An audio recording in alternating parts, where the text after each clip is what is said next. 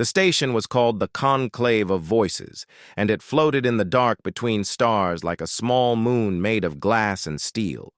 It had been there for over 300 years. 74 species had helped build it, and 74 species used it to talk to each other instead of shooting. That was the idea, anyway. Ambassador Sarah Voss had been to the Conclave 9 times in her career. She knew the smell of the air, recycled, thin, with a faint trace of something chemical that no one had ever fully identified. She knew the sound of the main hall, thousands of voices overlapping in dozens of languages, all running through translation chips that hummed softly behind the ear. She knew the way the lights shifted color depending on which section of the station you were in. Warm orange near the human quarters, deep blue near the Keth wing, a sickly green around the Vreth delegation's end of the corridor. She did not know, they're walking in that morning, that someone had spent months planning to destroy her. The session was listed on the official schedule as a routine review of trade route access in the Outer Belt. Voss had read the briefing documents on the shuttle ride over. Dry material, numbers, percentages, proposed adjustments to cargo lane regulations. She had prepared accordingly, bringing her trade advisor and a junior aide named Penn, who was 26 years old and still got nervous before big sessions. And he was nervous now, walking a half step behind her, holding a data tablet too tightly. The main chamber of the conclave was enormous. It was built like an ancient theater, circular, with seats rising in steep rings around a wide central floor. The floor was where speakers stood. Every seat had a translation unit built into the armrest, and every word spoken on that floor went out live on the conclave broadcast, a feed watched by billions of citizens across dozens of worlds. And the chamber was unusually full. Voss noticed it right away.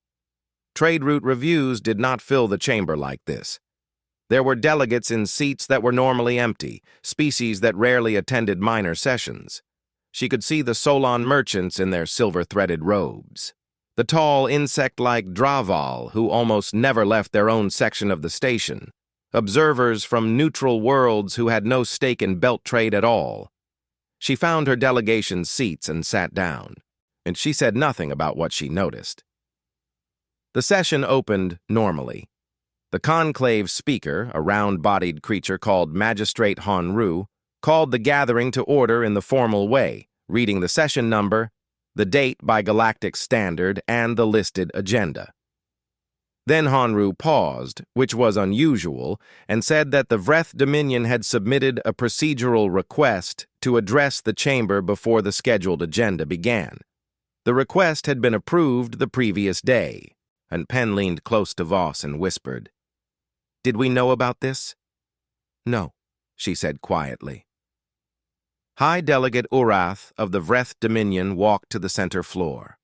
He was tall, gray-skinned, with 4 arms that he kept folded together in a way that communicated dignity in Vreth body language.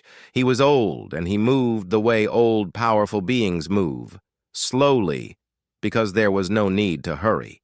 Then he stood at the center of the chamber and looked around at the assembled delegates with an expression that Voss could only read as satisfaction.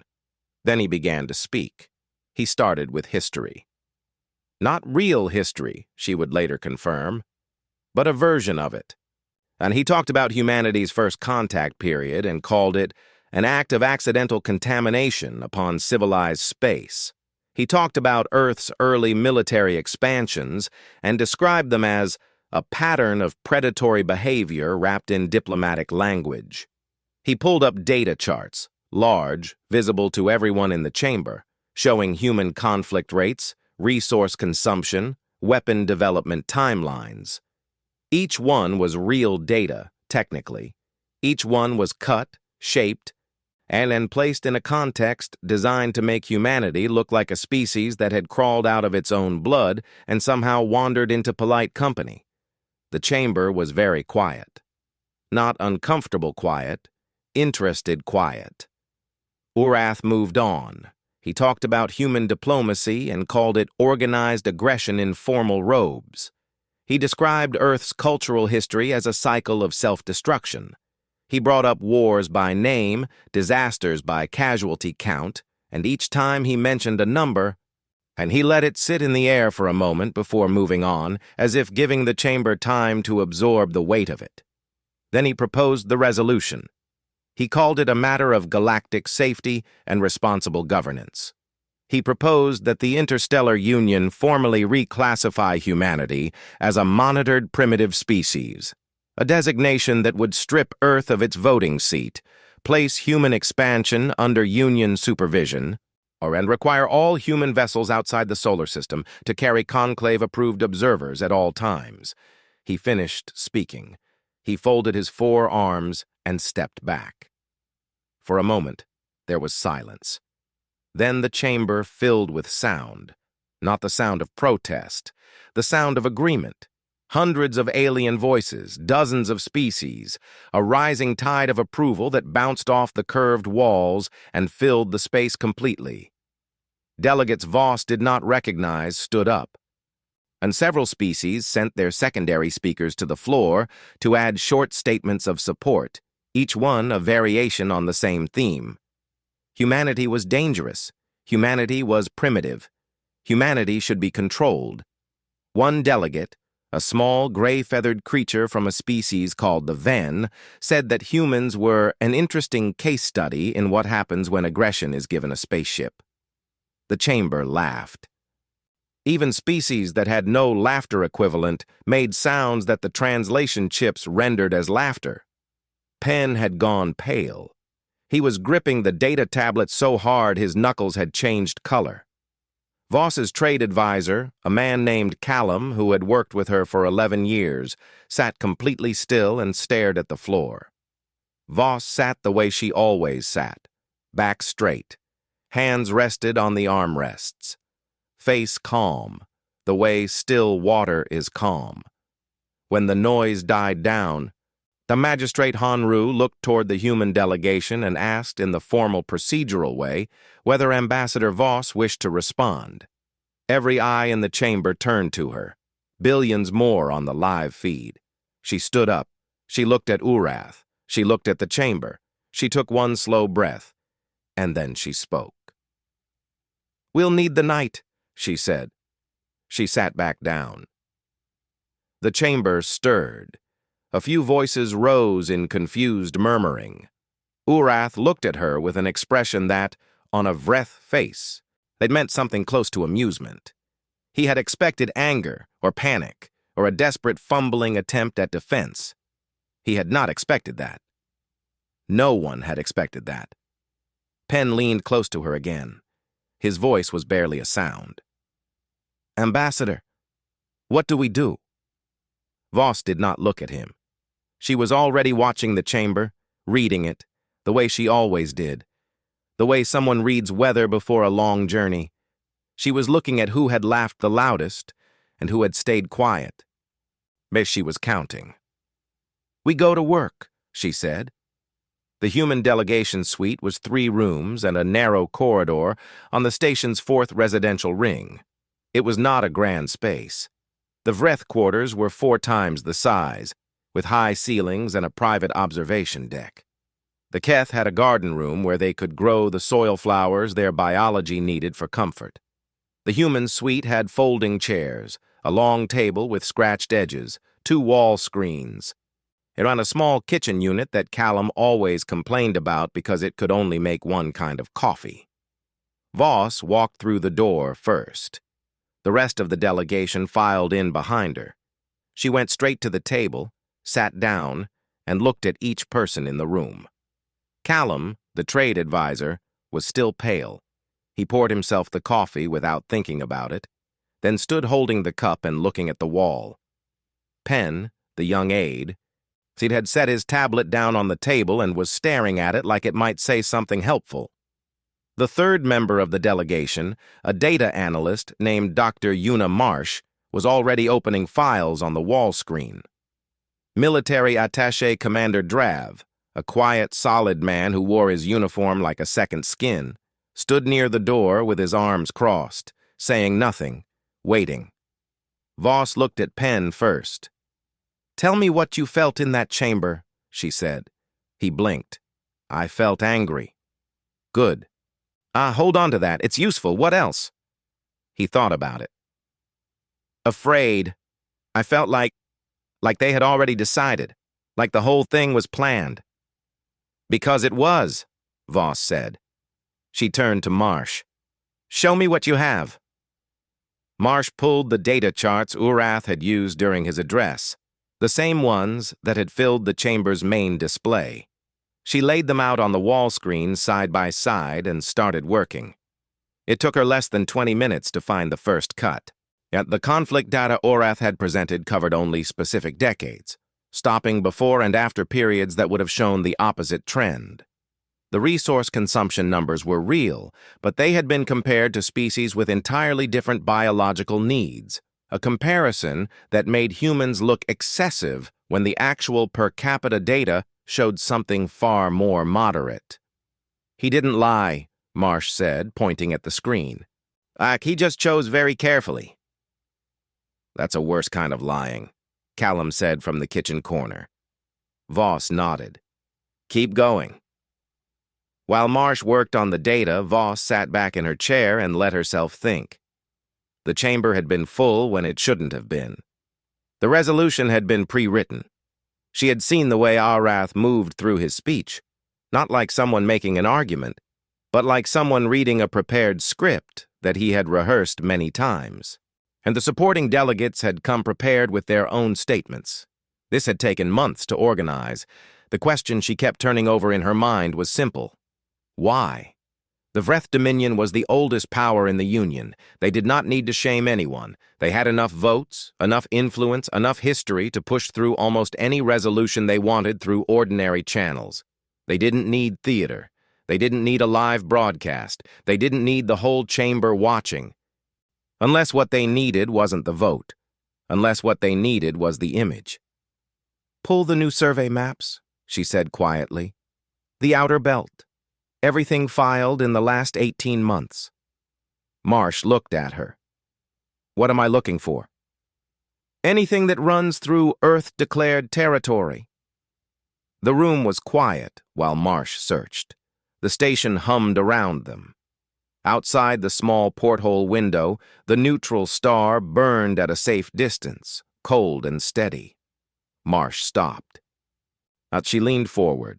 She expanded a map on the screen and traced a line with her finger.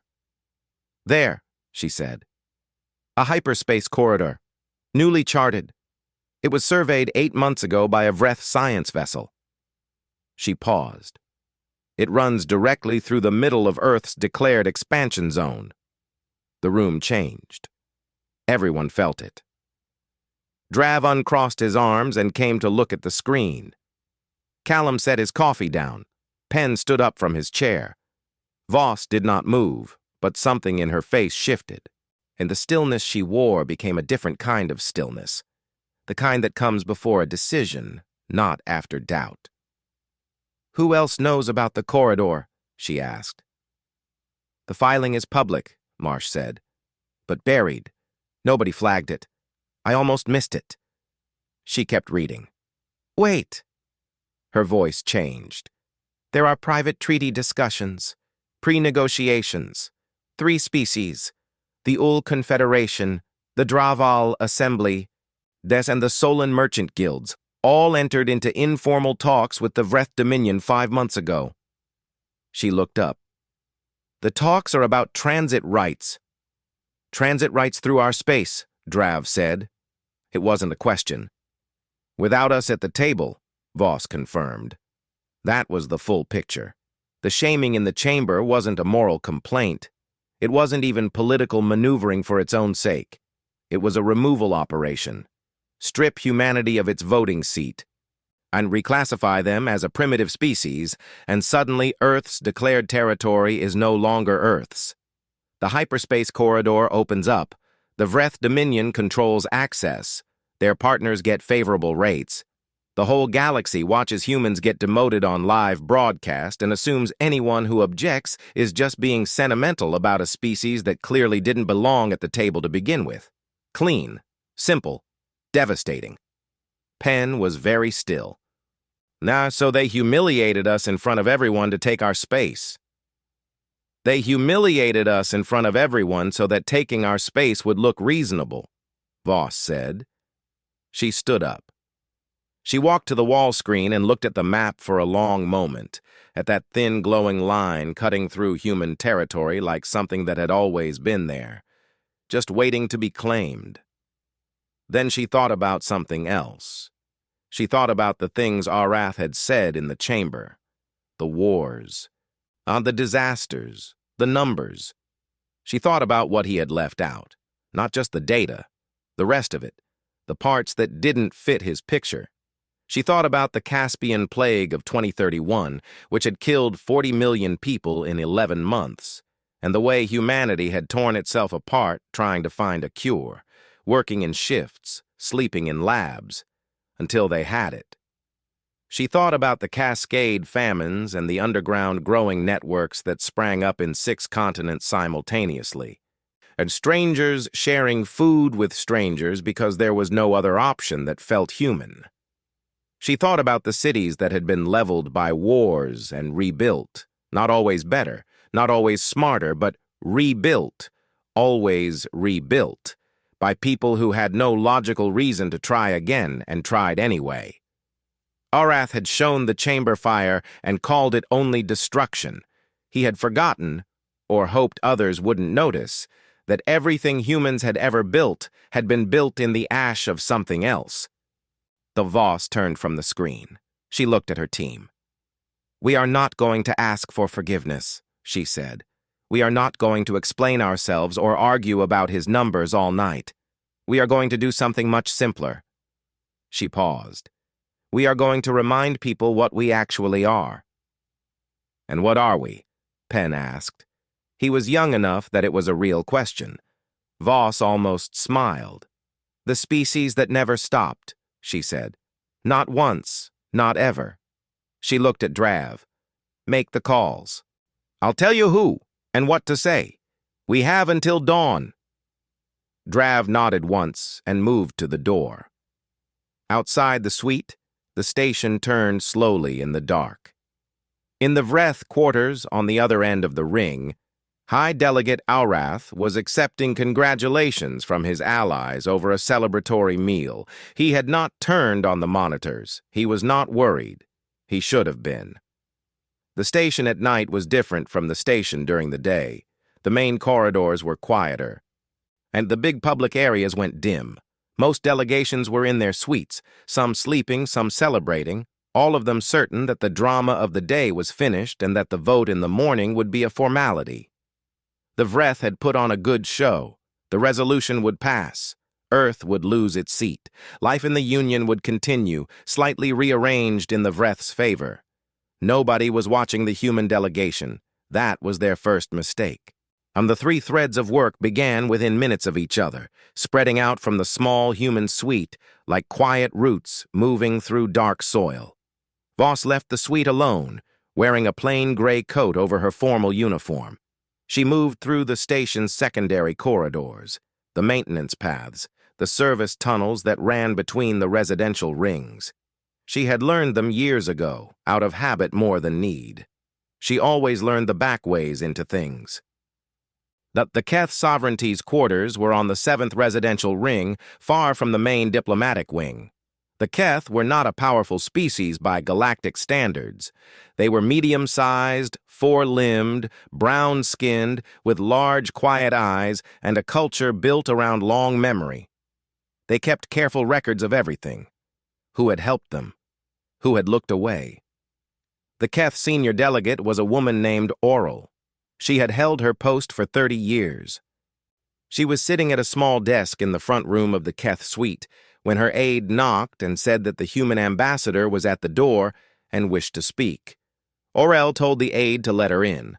She and Voss sat across from each other at the small desk. There was no food offered, no ceremony, just 2 people in a quiet room in the middle of the night. Voss did not open with the corridor. She did not open with the vote. She said simply, "I want to talk about 2051. Orel was still for a moment. Then something in her face changed, not dramatically, but the way a door opens, a small movement that changes what is visible. In 2051, the Keth homeworld had suffered a crop collapse. A fungal pathogen had spread through their primary food chain in 6 weeks.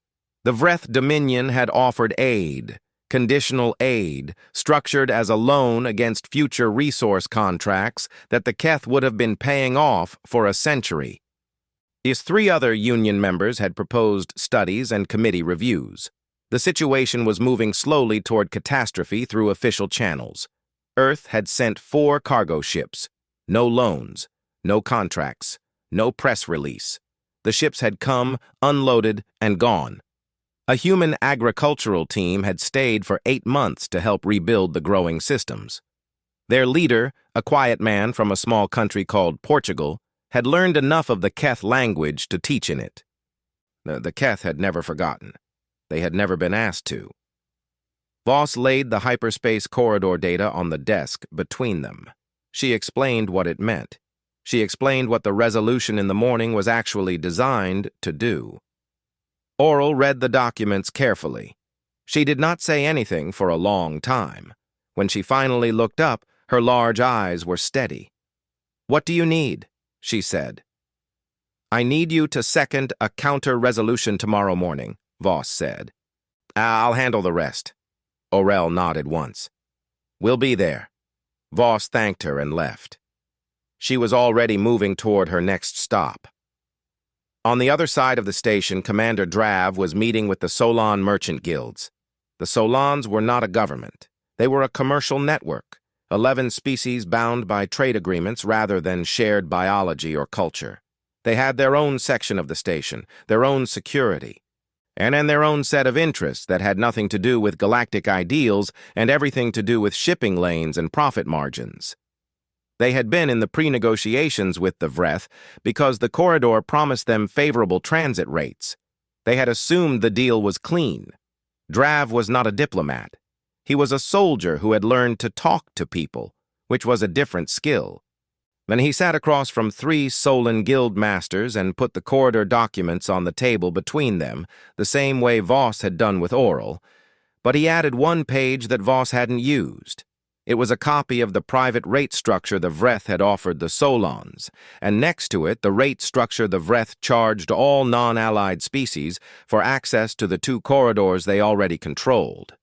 The difference was significant.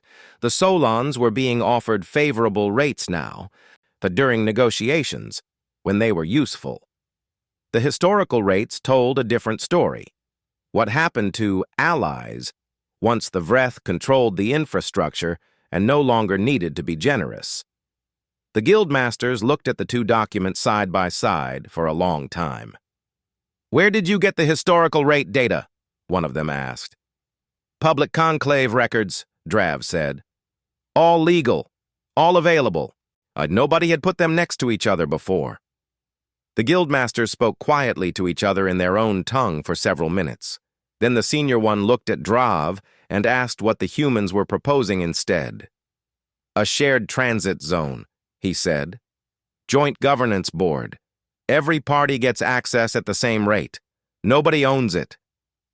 It was a worse deal for the Solons than what the Vreth had offered, on paper. In practice, it meant they would never be locked out, and that they would not one day wake up to find that the corridor rates had quietly tripled because the Vreth no longer needed their goodwill. "We'll consider it," the senior guild master said. "I need an answer by 5th hour," Drav said. He left the room. An hour later, a message arrived at the human suite. 2 words: "We're in." In the Conclave's public archive room, Penn worked alone. He had been given a task that Voss described as simple. It had not felt simple when she explained it, and it felt even less simple now, sitting in front of a screen that contained 3 centuries of Union diplomatic records. But she had been specific about what she needed, and he had written it down, and he was working through it. He was looking for every charge Aurath had made against humanity in his address, and he was finding every time the Vreth Dominion had done the same thing. Aggressive expansion. The Vreth had absorbed 4 smaller species in the past century through what the records called voluntary integration agreements. Penn read 3 of those agreements and found the private addenda, also in the public record, that told a less voluntary story: weapon development. The Vreth military budget, also publicly filed, was larger than Earth's by a factor of 12. Their weapon development programs were listed under defensive research and buried in footnotes. Diplomatic manipulation. And he found 6 instances in the past 50 years where Vreth delegates had presented altered data in Union sessions. 3 had been formally noted as procedural irregularities. None had resulted in censure. He worked steadily. He did not rush. He built the document carefully, the way someone builds a wall, each piece fitting against the next, nothing loose, nothing that could be argued away. By the 4th hour of the night, he had something that was no longer just a response. It was a case, and it was airtight. He sent it to Voss and then sat back in the empty archive room and realized his hands had stopped shaking somewhere in the past 3 hours without him noticing.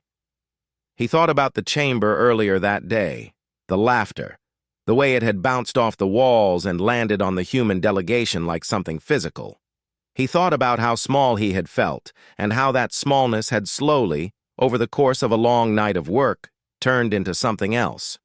And he didn't have a word for it yet. He thought maybe he would, by morning.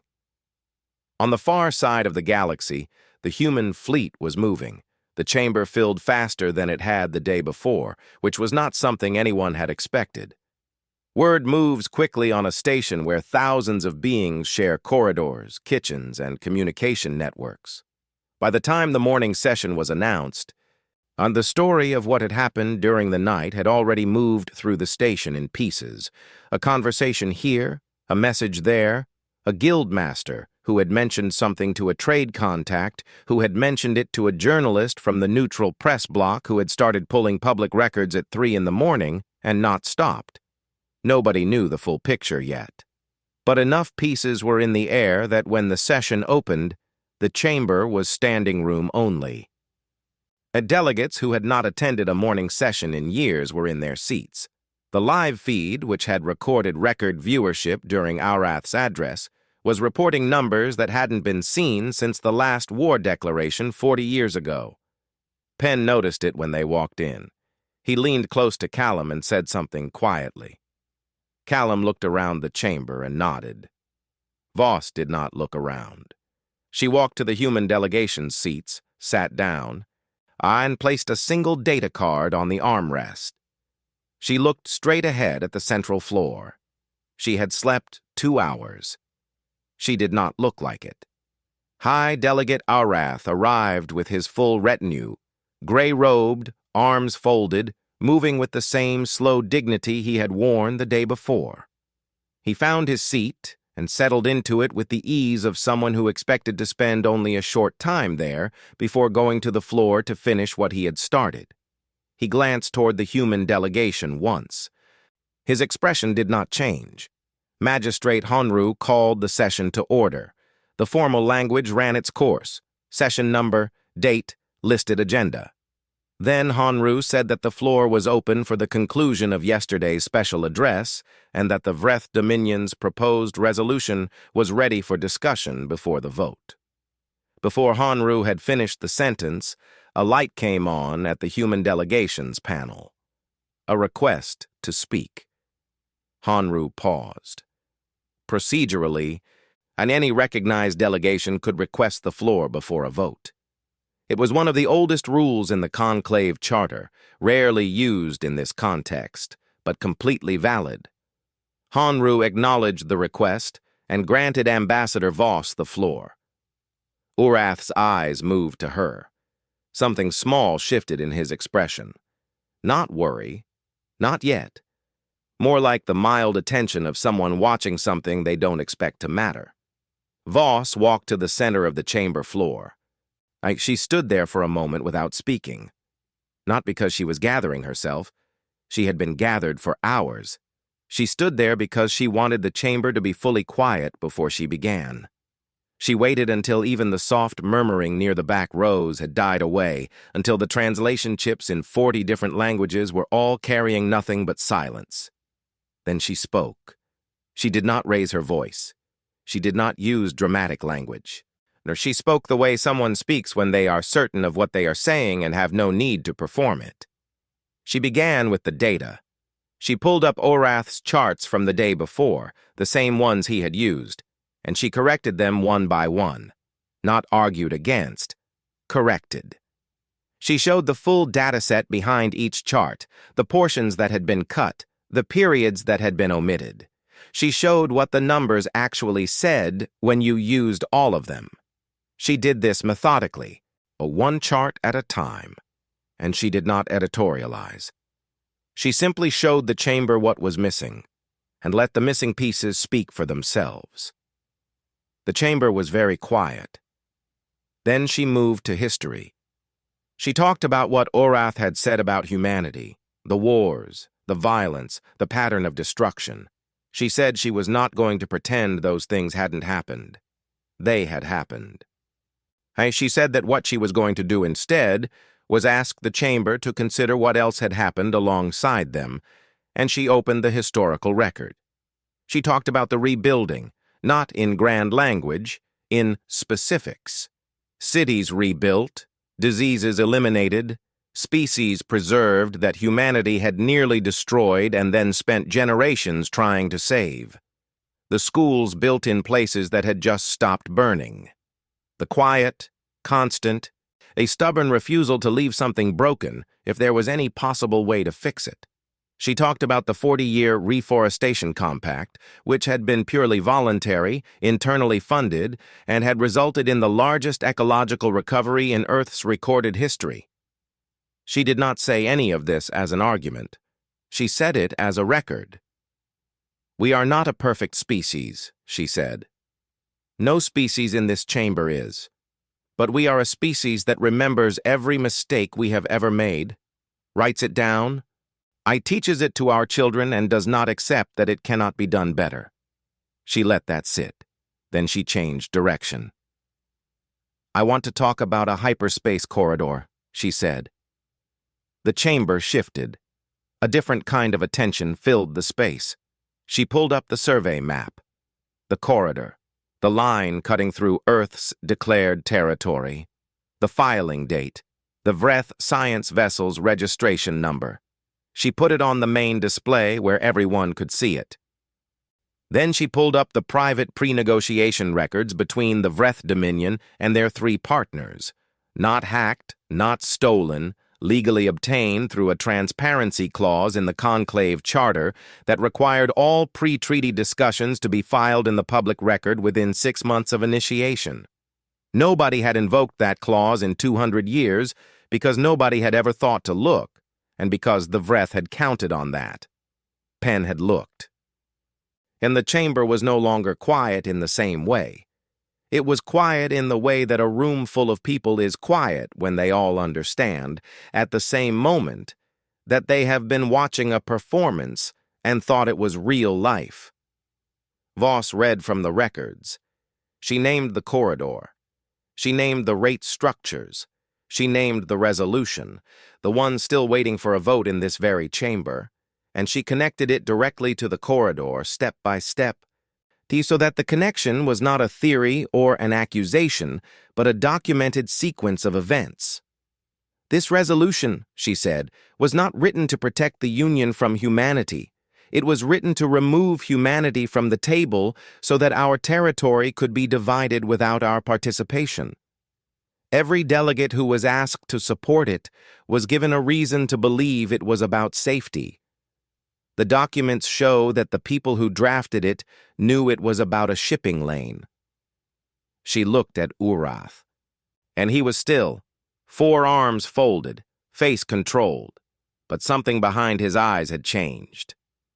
"We did not come to these stars to be managed," Voss said, turning back to the full chamber. "We came because we could not stop ourselves. You may find that frightening. We find it clarifying." She filed the counter-resolution. formal censure of the Vreth Dominion for diplomatic manipulation and economic conspiracy, with full documentation attached. A shared governance of the corridor under a joint transit authority. All parties equal access at standardized rates. She asked for a second. Delegate Oral of the Keth Sovereignty raised her hand without hesitation. The Solon Guild representative raised his hand 4 seconds later. Then others. Not all at once, one by one, carefully, like people who were making sure they were reading the room correctly before committing. But they came. 6, then 9, then 14. And species that had laughed the day before sat with their hands very still in their laps and found that they could not quite look at Alrath's section of the chamber. The vote took 11 minutes.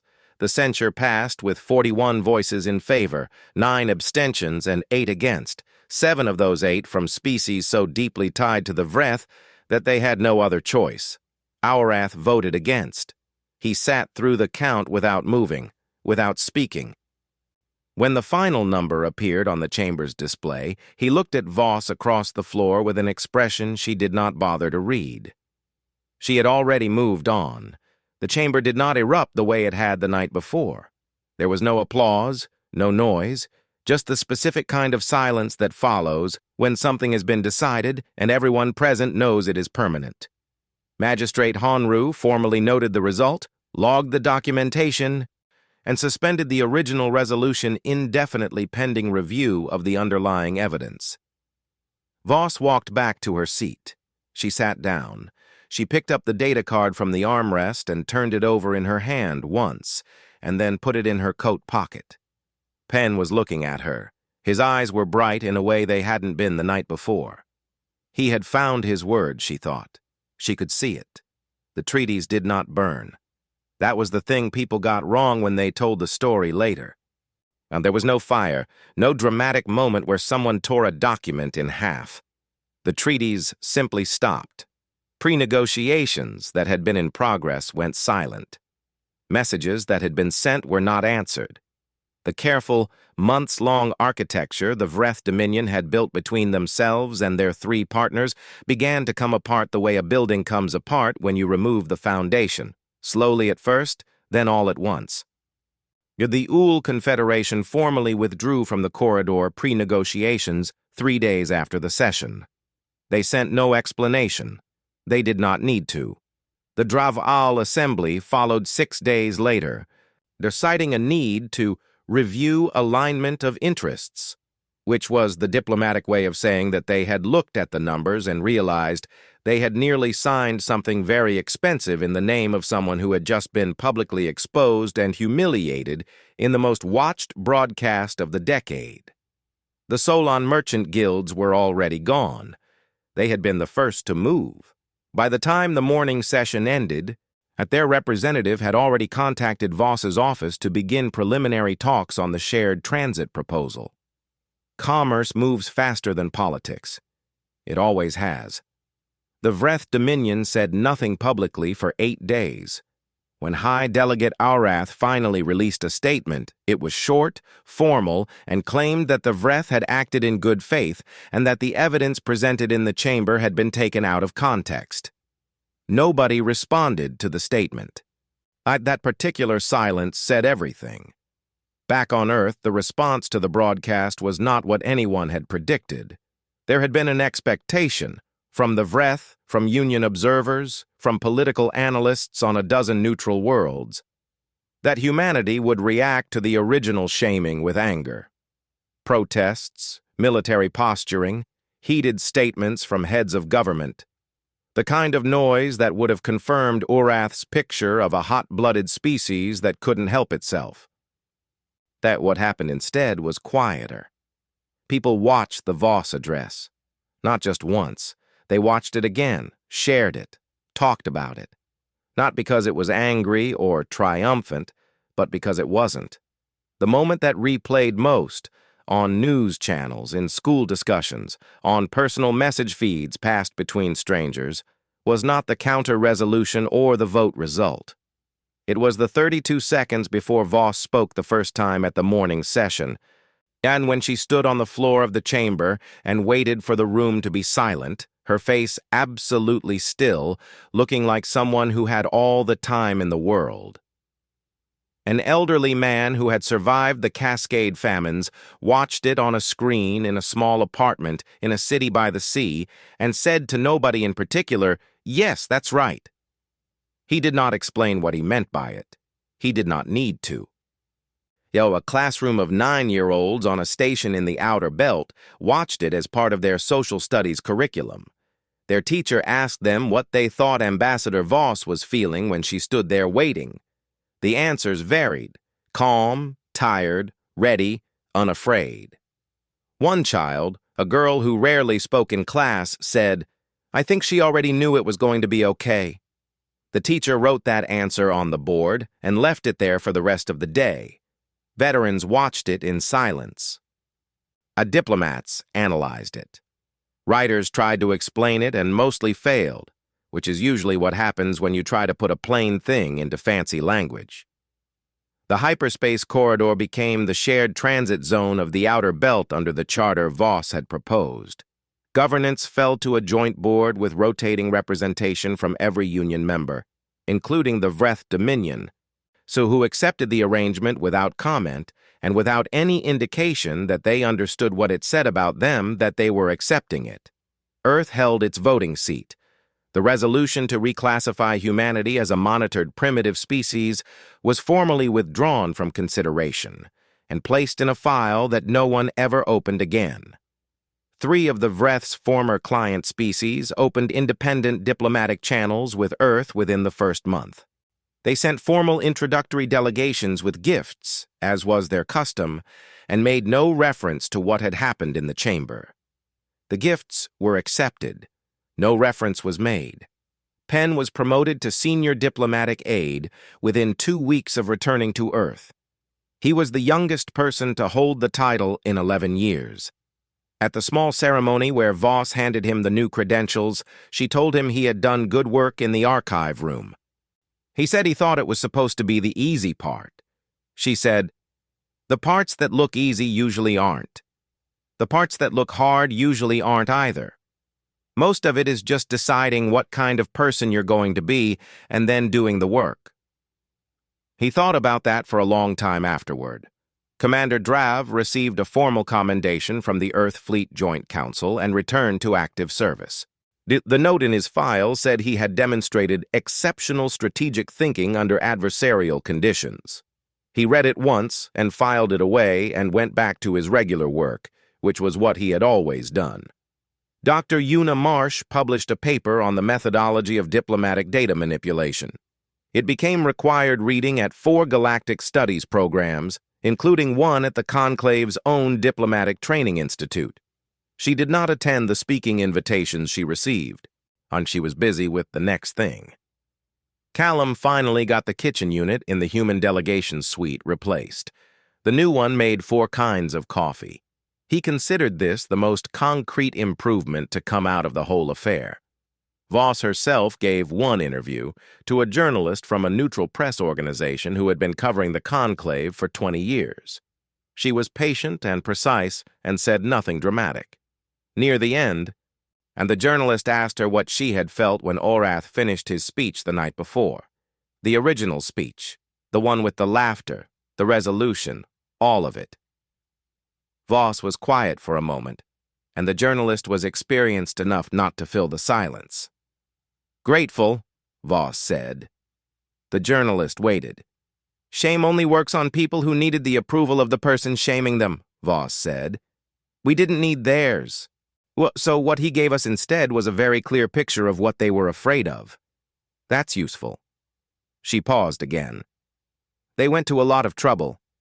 You don't go to that kind of trouble unless what you're trying to remove scares you." She thanked the journalist and ended the interview. She had a meeting in an hour. The last ship in the story had no name worth recording in diplomatic logs. It was a small survey vessel assigned to the outer unmapped belt, in a region that had been declared open for exploration following the Corridor Agreement. It carried a crew of 7, none of them famous, none of them decorated. Its mission was standard: catalog, Map, Record, Report. The cartographer on board was a young woman named Asha, who had wanted this assignment for 2 years. She sat at her station with star maps on 3 screens and a half-finished cup of tea going cold at her elbow, and she moved her instruments across frequencies, looking at things no human eye had ever looked at before. She was not thinking about the conclave or the vote or the address or any of it. She had watched the broadcast like everyone else, and she had felt the same quiet pride and moved on. The way you move on from something that confirmed what you already knew. She was thinking about the light coming from a cluster of stars 40 light-years further in, and whether the spectral readings suggested anything interesting, and whether she had time to do a preliminary sweep before the end of her shift. She hummed to herself while she worked. An old song, something her grandmother had sung. She did not know all the words. Outside the small porthole beside her station, the dark stretched in every direction, full of things not yet found, distances not yet crossed. It had always been there. It would always be there. She reached for her tea, found it cold, set it aside, and kept going.